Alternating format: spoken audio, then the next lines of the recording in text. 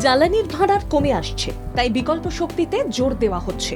চিরাচরিত শক্তির জায়গায় অন্যরকম শক্তির খোঁজ খবর চলছে, যার মধ্যে অন্যতম হলো সৌরশক্তি। সূর্যরশ্মিকে কাজে লাগিয়ে এখন নানা যানবাহন চলাচল করছে। এর মধ্যে দেখা গেল সুন্দরবন এলাকায় সৌরশক্তি চালিত নৌকা চলাচলের ব্যবহার। এতদিন যেখানে যন্ত্রচালিত নৌকার মাধ্যমে পাথর প্রতিমার মানুষকে যাতায়াত করতে হতো, এখন সেই জায়গায় সৌরশক্তি চালিত নৌকায় অনায়াসেই পারাপার করতে পারছেন আমজনতা। উল্লেখ্য, সৌরশক্তিকে বৈদ্যুতিক শক্তিতে রূপান্তরিত করে তা দিয়ে নৌকা চালিয়ে প্রতি বছর ৩৫,০০০ লিটার ডিজেলের ব্যবহার ও ৯৪ টন কার্বন ডাই অক্সাইড নির্গমন কমিয়ে এনেছে কেরলের সৌরচালিত নৌকা আদিত্য। এখন সেই পথেই হাঁটছে সুন্দরবনের জলযানের মালিকরা, যার ফলে তাঁদের জ্বালানির খরচ লাগছে না। পরিবেশ বান্ধব এই জলযানের প্রসার ঘটায় যাত্রীরা মনে করছে এটি স্বাস্থ্যকর।